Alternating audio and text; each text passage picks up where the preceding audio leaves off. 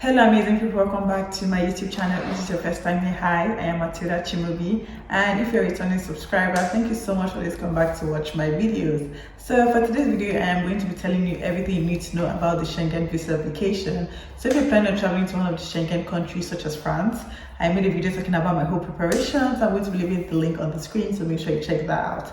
So yeah, if you're planning on traveling to countries such as Italy, Germany, Sweden, Spain, and so many other Schengen countries, then this video is definitely for you. So please do not forget to give this video a massive thumbs up, subscribe to my channel if you're not yet subscribed, turn on that post notification bell so that I get notified whenever I post a video, and definitely feel free to share this video to someone that will find this useful.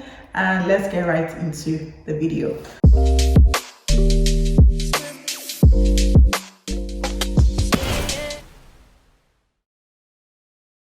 First things first, you need to be vaccinated before applying for the Schengen visa. You must have been double vaccinated, taking the first and the second jab. So I don't know how it works for other countries, but here in the UK, when you take your COVID vaccine, your NHS app and your medical records tend to update. So this was one thing that affected me while I was signing out my visa application, because when I went for my first dose, I forgot to give them my NHS number. And when I went for the second dose, my NHS app and my medical records did not update. So I was really scared when I was signing out that application, because I thought, oh my goodness, they're not going to give this to me because it's not showing that I am double vaccinated. Because on your NHS app, there is this barcode you need to show that you've been vaccinated. So that barcode was really, really important.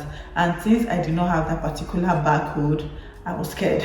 But what I did was, there is this card they usually give you at the vaccination center. So it shows that you received your first and your second dose. All I did was make photocopies of that card, the front and the back, because they just need a form of proof that you've been vaccinated. I tried to use that as my proof of vaccination, and that wasn't a problem because at the end of the day, they saw that I was vaccinated. Why I'm saying that you need to be vaccinated is because even on the Schengen website, it states that you have to be vaccinated. And also, if you're not vaccinated before traveling to a Schengen country, you might have to isolate for like 10 days or 9 days or 7 days. It depends. I really don't want to waste that amount of money, paying for accommodation when isolating. How long are you planning on staying in that country if you end up spending like 10 days just isolating? So you see, you need to be vaccinated before traveling to any of the Schengen countries. The next thing you need to do is to decide on the country you plan on traveling to, and making sure that there is no travel restrictions from your main country of residence to your vacation country. So this is something that affected me when I was applying for my visa after signing out my application. But that was when France decided to close its border from tourists coming from the UK,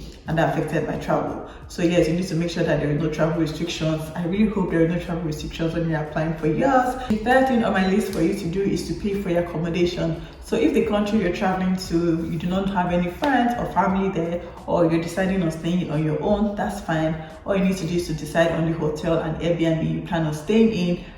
Depending on your budget, you have to choose something within your budget. So you need to make payments to the hotel or the Airbnb for the specific days you'll be staying in that particular country. And also you need to have like a form of receipts and hotel reservations from that country stating that you'll be staying for this amount of days. You need to have this in hard copy, because you need to attach all these things while going for your Schengen visa application.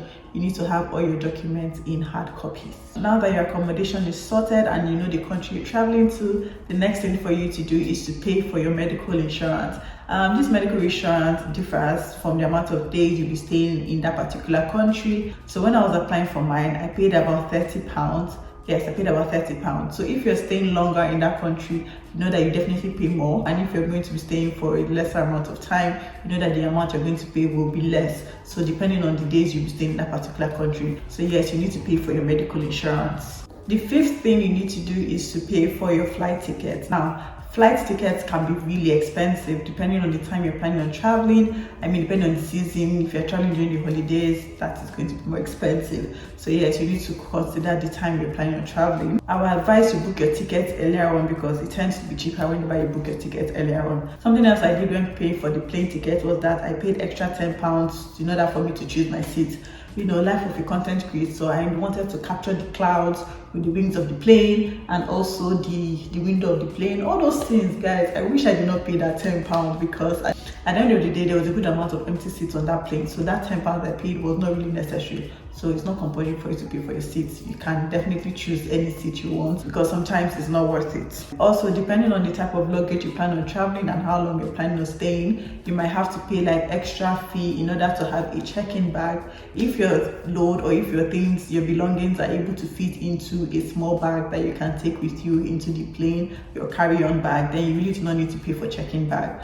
But if your things are going to be much and you need like an extra box, then you definitely need to pay for a check-in bag, and that will cost like extra 30 or 40 pounds depending on the flight you're using. Another thing I noticed was that evening tickets are actually very cheap, and also morning tickets. So evening and morning tickets were very cheap and afternoon tickets were very expensive. So yes, you need to consider these few things when you're paying for your plane tickets. And also when you're paying for your flight ticket, you need to pay for a round trip, that's you're going and you're coming back to your country, because they need to know when you're leaving and when you plan on arriving. So this has to be included in your Schengen visa application. So make sure you decide on the date you're going and the date you're coming back, because you need to pay for everything together. The next thing you need to know is how much to have in your bank account when applying for your Schengen visa application.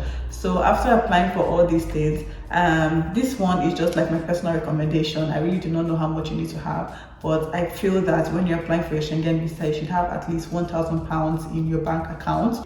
This is just to avoid any stories from the embassy, because when I checked Google, the minimum amount of money you spend every day in these countries, it states that you spend a minimum of £50 each day. So yeah, just to be on the safe side, I feel you should just have at least £1,000 in your bank account. Now that we have all these documents in hard copy, of course, the next thing you need to do is to go to their website and apply. So if you're going to France, the website is TLS, yes, and if you're going to be applying to Spain, the website is VSF. Oh, I'm correct. Yes, the website is VSF. So when I was applying to France, I had to use TLS. So if you're in the UK, they have centers in London and Manchester. Depending on which one is closest to you, you can just decide to go to either London or Manchester. Something else you need to consider is that when you're applying for your Schengen visa, make sure that your intended date of traveling is at least 3 weeks ahead, because the decision for the Schengen visa takes at least 1 to 2 weeks. So you need to make sure that it's 3 weeks ahead, so that your application and your intended date of leaving does not clash together.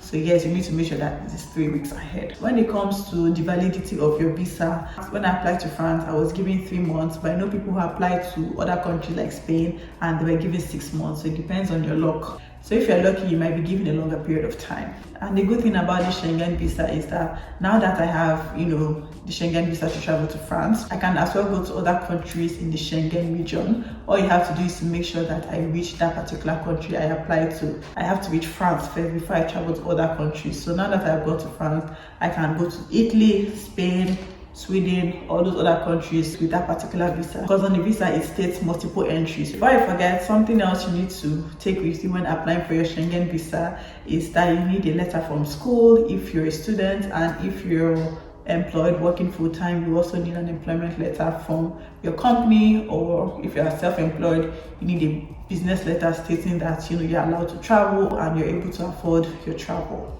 Now that I have provided all the information on the documents you need for your visa application, I am going to go ahead to tell you what happens on that appointment day. So when you go for your visa appointment, make sure you carry along your appointment letter. This is usually in your email, so make sure you download that particular document and print it in hard copy. So yes, you need your appointment letter, because on the appointment letter there is usually this number on it.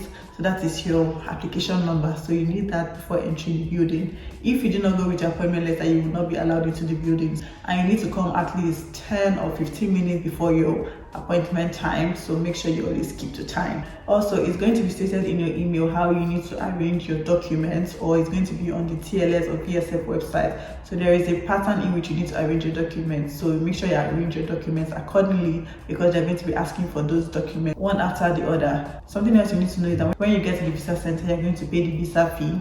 I paid £69 for the visa fee, and I paid an additional £31 for service fee.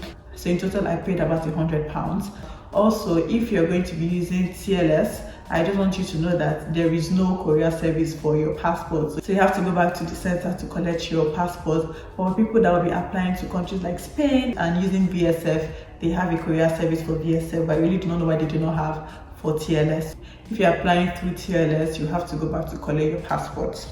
The last information I'm going to give is the fact that when you go to take your passport, because you need your passport photographs while applying for your visa application, make sure that the measurements for the passport photograph is correct, because the one I did, they said it was the correct one, and when I went to the visa center, they said I had the passport all wrong, so I had to take another picture in the visa center. So just in case you're not sure if the place you're going to will have the right measurements, you can as well take the passport at the visa center so that you don't have to pay for it twice. At the visa office, I think I paid about £6, yes, for like 4 copies or so. So yeah, just to avoid you paying for your passport twice, you can as well go to the visa center and pay for your passport.